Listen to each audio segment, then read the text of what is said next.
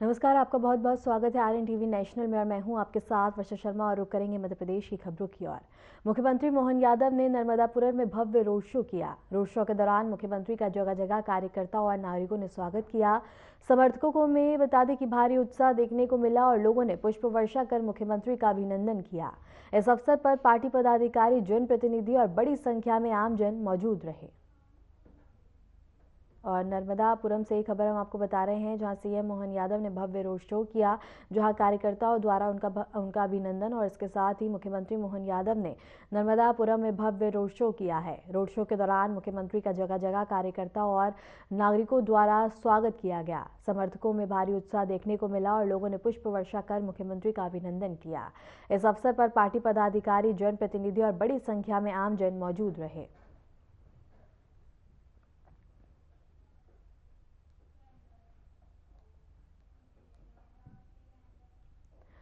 मध्य प्रदेश के मुख्यमंत्री डॉक्टर मोहन यादव ने बता दें कि भारत भवन भोपाल में आयोजित महाभारत सभ्यताओं के संघर्ष और की मां गाथा के शुभारंभ कार्यक्रम में शामिल हुए।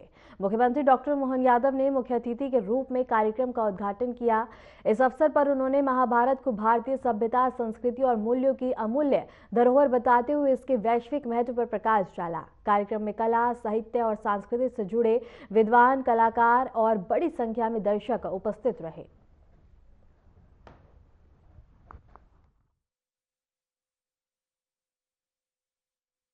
उस दौर में जिस प्रकार से एक उसका प्रतिकृति बना करके शस्त्रों से, व्यूह रचना से, चित्रों के माध्यम से, रचनाओं के माध्यम से, और भारत भवन तो ऐसा लग रहा कि सच में महाभारत का स्थान हो गया।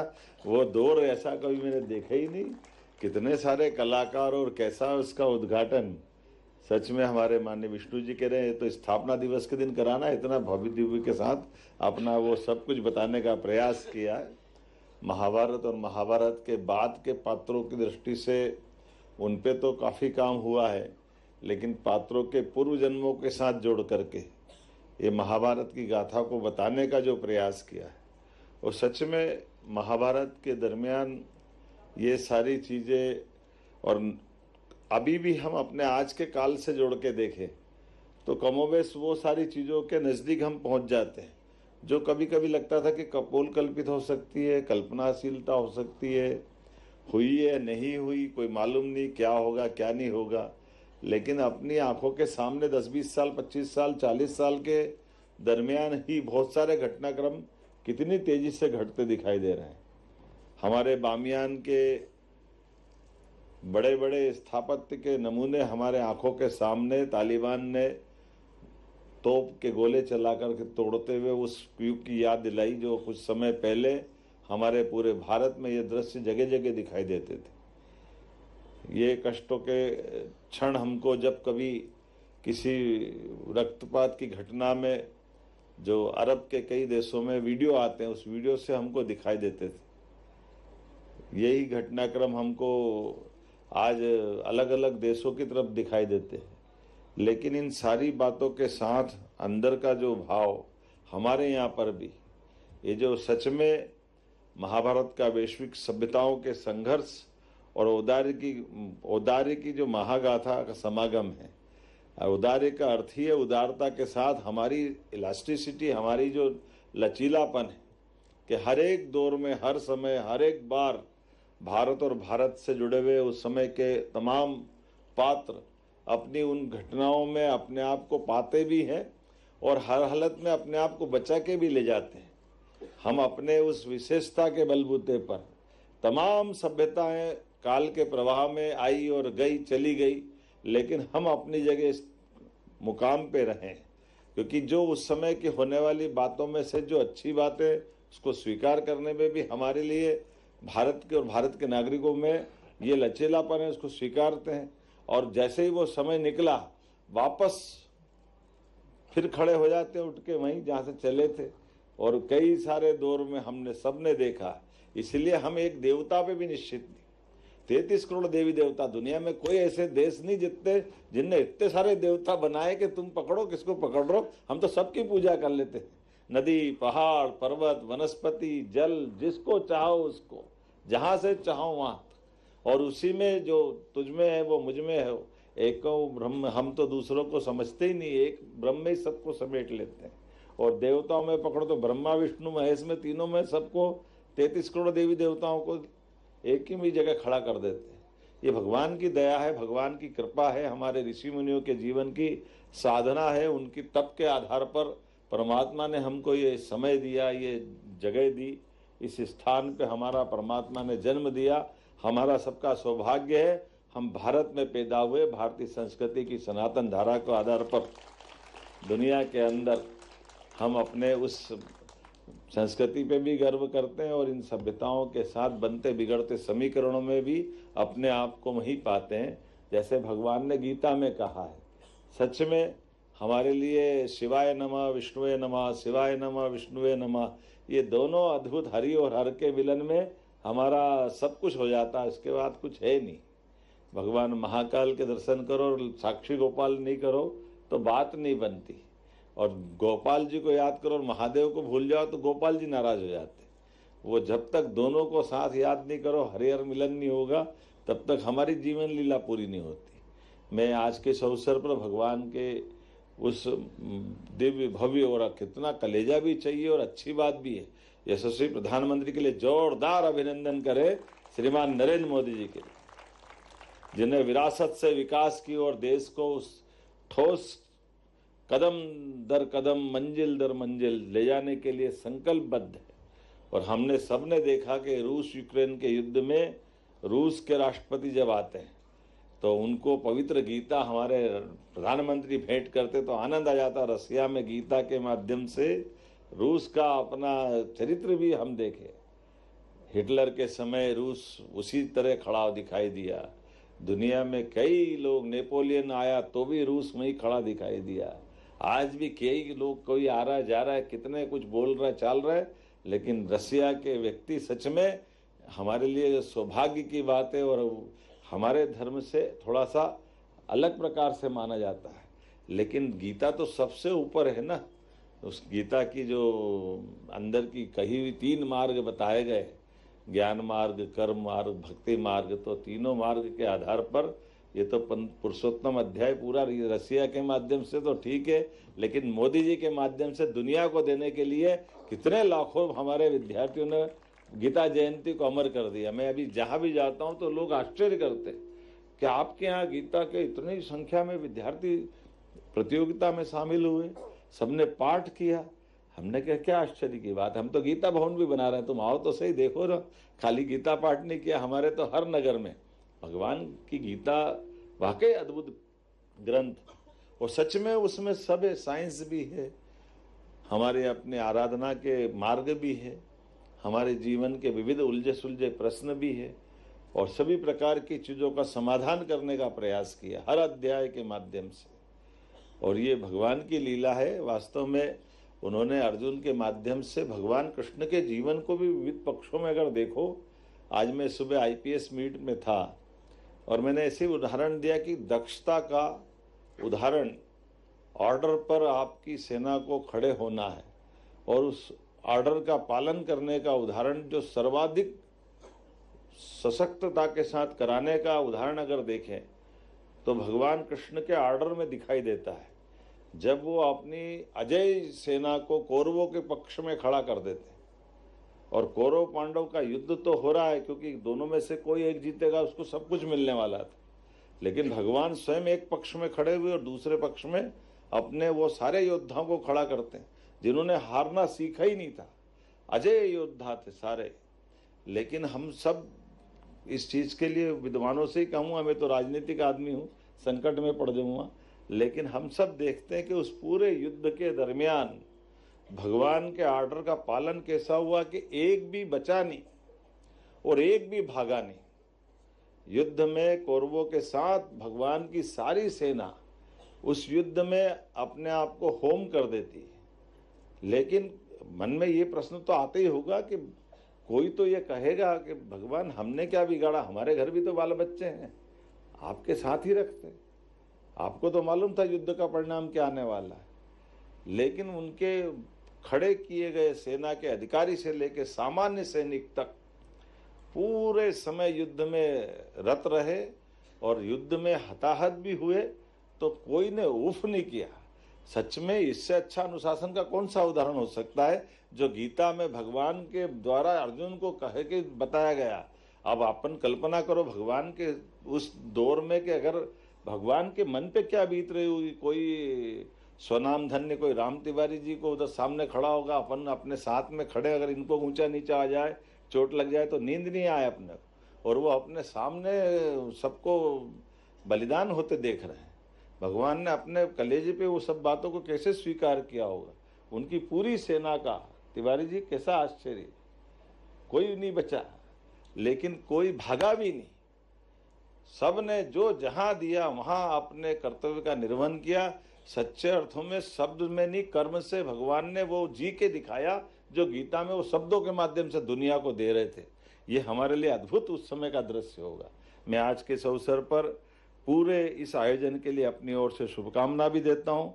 और सच में हमारे वेद पुराण, उनकी मान्यता, उनके बारे में ये जो 9 दिन का उत्सव है, सच में यूके, जर्मनी, बेलारूस की फिल्मों का प्रदर्शन, कितने प्रकार से कार्यक्रम को बनाया है, कितने प्रकार से जोड़ने का प्रयास किया। पूरे देश को एक तरह से लघु भारत भी उपस्थित कर दिया और श्री कृष्ण पाथेय भी याद दिला रहे हैं, विभिन्न सभ्यताओं का संघर्ष भी याद दिला रहे हैं, उनकी पुस्तकों का लोकार्पण। और ये हमारे लिए वास्तव में भगवान की दया है। ये 2 स्तंभ रामायण और महाभारत, दोनों काल हमारे लिए 2 प्रकार से पूरे देश की सारी बात को समझना है तो भगवान श्री राम का काल याद कर लो या भगवान श्री कृष्ण का काल याद कर लो। उस समय की घटनाओं के तत्समय लेके आज तक अपने सबके परिवारों से लेकर समाज में इन सबसे सदैव हमको प्रेरणा मिलती रहेगी। पूरे आयोजन के लिए मेरी अपनी ओर बधाई। बहुत बहुत धन्यवाद। बहुत बहुत धन्यवाद माननीय मुख्यमंत्री महोदय। और जैसा कि आप सबको मालूम है, हमारे मंच के औपचारिक कार्यक्रम के बाद इंडोनेशिया के कलाकार प्रस्तुति देंगे। भीष्म का पतन, हमारी महाभारत की गाथा पर आधारित प्रस्तुति। मुख्यमंत्री डॉक्टर मोहन यादव के मुख्य अतिथि में बता दें कि माखन नगर जिला नर्मदापुरम में लाडली बहना योजना के हितग्राहिकों को राशि अंतरण कार्यक्रम का आयोजन किया गया। इस अवसर पर लाडली बहनों को मासिक किस्त की राशि का अंतरण किया गया। कार्यक्रम के दौरान मुख्यमंत्री डॉक्टर मोहन यादव ने विभिन्न विकास कार्यों का भूमि पूजन और लोकार्पण भी किया। उन्होंने कार्यक्रम में लाडली बहनों का पुष्प वर्षा कर अभिनंदन किया। कार्यक्रम में बड़ी संख्या में सभी उपस्थित रहे।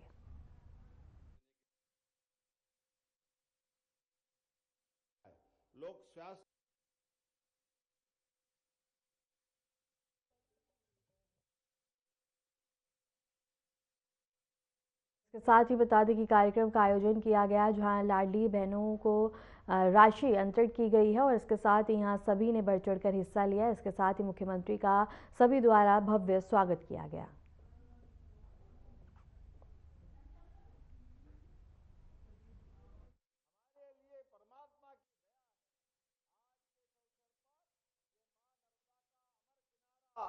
और माखनलाल चतुर्वेदी जी की यह धरती, कितनी सुंदर कविता उनने उस समय अपने देश के वीर बलिदानियों के लिखी, जो पाठ्यक्रम का हिस्सा है। मुझे तोड़ देना वनमाली, उस पथ पे तू देना फेंक, जिस पथ पर शीश चढ़ाने जाए भारत के वीर अनेक। सौभाग्य की बात है, उनके अपने भावों के बलबूते पर शब्द रचना से किसी जगह को अमर किया तो महात्मा गांधी भी उनको नमन करने के लिए बीमार होने के बाद भी इसी धरती पे आए। यह सौभाग्य की धरती है, हमारे लिए सौभाग्य की बात। और महात्मा गांधी जी ने स्वयं ने लिखा है, माननीय सुरेश जी अभी दे रहे थे उनके भाषण के अंश, जिनमें उन्होंने कहा कि डॉक्टरों ने मना कर दिया, बीमारी की अवस्था थी, लेकिन उसके बाद भी उन्होंने कहा माखनलाल चतुर्वेदी जी की जन्म स्थान है, चाहे डॉक्टर कुछ भी कहे। मां नर्मदा का उस समय उफान था, रास्ता खराब था, डॉक्टरों की मनाही थी, लेकिन महात्मा गांधी सबके विरोध के बाद भी इस धरती पे आए। ये हमारा सौभाग्य है। दोनों हाथ ऊपर करके जोरदार ताली बजा करके महात्मा गांधी जी को भी नमन करें और बहनों को भी प्रणाम करते हैं। जब बहनों के लिए हम राशि देते हैं तो कांग्रेस याद आती है। कांग्रेस के लोग कहते थे कि झूठ बोलते हैं, बहनें दारू पी जाती है। बताओ, आप शर्म आना चाहिए कांग्रेस के लोगों को। कांग्रेस के अध्यक्ष बेशर्मी के साथ इस बात को एक बार नहीं कई बार दोहराते हैं और कैसे झूठ पे झूठ और नाटक करते जाते हैं। आप एक नहीं दो नहीं रोज तमाशा देखो इनका। और फिर भी हमारा सौभाग्य है, आज फिर महाराष्ट्र के चुनाव आए स्थानीय शासन के, फिर कांग्रेस का सुपड़ा साफ हो रहा है पूरे देश से अपने कर्मों के कारण से। एक के बाद एक हर चुनाव में जाकी रही भावना जैसी, तुम्हारी जैसी भावना भगवान आपको वैसे ही फल दे रहा है। मैं आज आपके सामने जब यहां बात कर रहा हूं तो केवल लाडली बहना नहीं, लाडली बहना के लिए तो 1,25,31,000 से अधिक खातों में 1,836 करोड़ की राशि का अंतरण कर रहा हूं, जिसमें अकेले नर्मदापुरम की 2 लाख बहनें शामिल है। 2 लाख, कितना बड़ा आंकड़ा है। इस जिले के अंदर पूरे प्रदेश में जब हमने ये योजना चुनाव के पहले माननीय शिवराज सिंह जी के समय लागू की तो कांग्रेस कह रही थी केवल चुनाव तक देंगे, चुनाव के बाद पैसा खत्म हो जाएगा, ये देने वाले नहीं है। लेकिन जनता हम पे भरोसा करती है। जनता का और भाजपा का संबंध माननीय प्रधानमंत्री नरेंद्र मोदी जी के नेतृत्व में जोरदार अभिनंदन यशस्वी प्रधानमंत्री का करें। सब क्षेत्रों में हमारे हर भाई बहन की मदद करने का जो संकल्प विश्व की सबसे बड़ी पार्टी भारतीय जनता पार्टी के माध्यम से हुआ, जिसके 14 करोड़ से ज्यादा मेंबर है, कई राज्यों में भारत सरकार के साथ भाजपा की सरकार है, ऐसे में हमने कहा वो किया। आपकी जानकारी के लिए बता दूं, इस जनवरी तक आते आते 50,000 करोड़ की राशि बहनों के खाते में गई है। 50,000 करोड़ की राशि बहनों के खाते में पिछली बार 1,000 से शुरू हुई, गए बार रक्षाबंधन से 1250, इस बार भाई दूज से 1500। ये हमारे भाई बहनों का संबंध है। बहनों की जिंदगी बेहतर करने के लिए लगातार ये देते रहेंगे, ये हमारा संकल्प है। कांग्रेसी तुम कुछ भी कहते रहो, लेकिन ये बात सत्य है। बहनों के हाथ में अगर पैसे जाते हैं तो बहनें एक एक पैसे का सदुपयोग करते हुए पूरे परिवार के सदस्यों की चिंता करती है।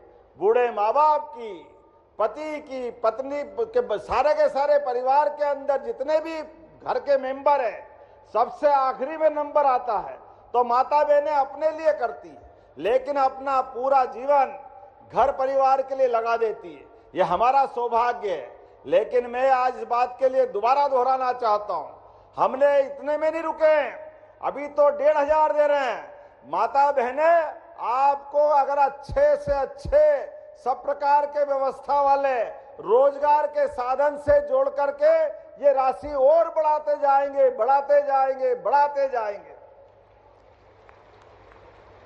रोजगार आधारित कारखाने में बहनें काम करने जाएगी तो 5,000 रुपया महीना हमारी सरकार के माध्यम से अलग से रोजगार वाली इंडस्ट्री को देंगे, ताकि हमारे बहनों को आगे बढ़ने के लिए मौका मिले। और इतना ही नहीं, और भी सभी प्रकार से आप कोई मकान, कोई जमीन, कोई काम धंधा करो, प्रत्येक जगह सरकार आपके साथ खड़ी है।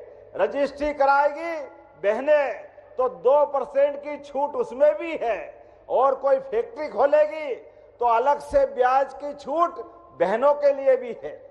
हमारी बहनों के लिए आगे बढ़ने के लिए सभी प्रकार के अवसर देने का काम हमारी सरकार के माध्यम से हो रहा है। और जब मैं यहां बात कर रहा हूं इसी स्थान पर, तो यहां तो मलबरी रेशम का धागा 32 महिलाओं ने 11 लाख से अधिक की राशि की कमाई की। जोरदार अभिनंदन करें हमारी बहनों के लिए। रेशम कोकून उत्पादन में, धागा निर्माण में 50 दीदियां लखपति दीदी बनी है। अब तो हमने पूरा वर्ष कृषक कल्याण वर्ष के नाते से मनाया है, इसलिए कृषि को रोजगार से जोड़ा जाएगा, बहनों को प्रशिक्षण देंगे और उन्हें समूह से जोड़ेंगे। और नर्मदापुरम का तो बासमती धान, गेहूं, मूंग, उड़द, आप तो जो जो फसल करते जाओ आपको सरकार लगातार मदद करती जाएगी। ये हमारा आपका पक्का संबंध है, ये भावनाओं का संबंध है। भाई बहनों को आगे बढ़ाने का, सरकार के माध्यम से सबकी जिंदगी बेहतर से बेहतर करने का लगातार। ऐसे में 93% की सिंचाई है आपके जिले में, और भी आपने मांग की है।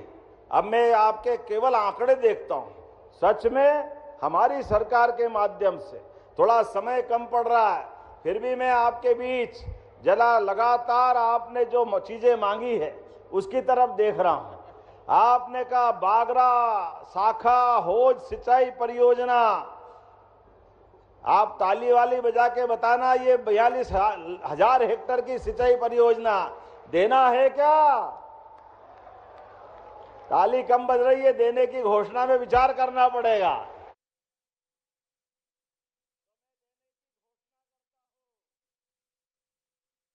मध्य प्रदेश कांग्रेस अध्यक्ष जितेंद्र पटवारी ने इंदौर में पूर्व लोकसभा अध्यक्ष और बीजेपी के वरिष्ठ नेता से बतादे की मुलाकात की है। यह शिष्टाचार भेंट बताई जा रही है। मुलाकात के दौरान दोनों नेताओं के बीच विभिन्न विषयों पर बतादे की चर्चा हुई है।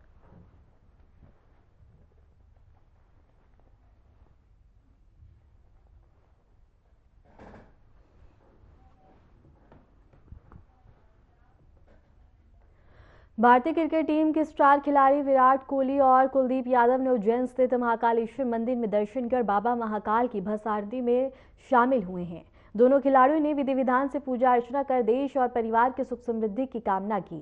वहीं भारतीय क्रिकेटर केएल राहुल ने भी महाकालेश्वर मंदिर पहुंचकर बाबा महाकाल के दर्शन किए हैं। मंदिर परिसर में दर्शन के दौरान श्रद्धालुओं की मौजूदगी रही। खिलाड़ियों की मंदिर यात्रा को लेकर प्रशंसकों में खासा उत्साह देखने को मिला है। और इसके साथ ही बता दें कि क्रिकेटर भारतीय क्रिकेट टीम के स्टार खिलाड़ी विराट कोहली और कुलदीप यादव ने उज्जैन स्थित महाकालेश्वर मंदिर में दर्शन किया और बाबा महाकाल की भस्म आरती में सहभागिता की है। दोनों खिलाड़ियों ने विधि विधान से पूजा अर्चना कर देश और परिवार के सुख समृद्धि की कामना की। वहीं भारतीय क्रिकेटर केएल राहुल ने भी महाकालेश्वर मंदिर पहुंचकर बाबा महाकाल के दर्शन किए। मंदिर परिसर में दर्शन के दौरान श्रद्धालुओं की मौजूदगी रही। खिलाड़ियों की मंदिर यात्रा को लेकर प्रशंसकों में खासा उत्साह देखा गया है।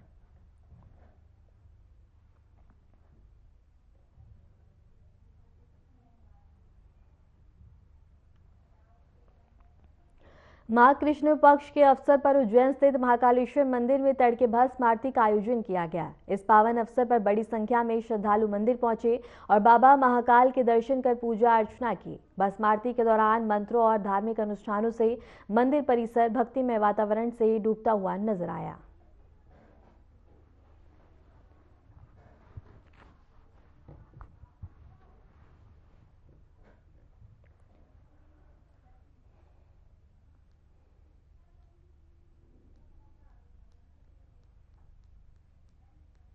और इसके साथ ही बता दें कि बाबा महाकालेश्वर मंदिर में भक्तों का तांता देखने को मिला है, जहां सभी भक्तजन ने बाबा महाकाल के दर्शन किए। अलौकिक श्रृंगार किया गया और इसके साथ ही सभी ने अपने परिवार के सुख समृद्धि की कामना की है। इसके साथ ही मंदिर परिसर में तमाम व्यवस्था श्रद्धालुओं के लिए की गई है।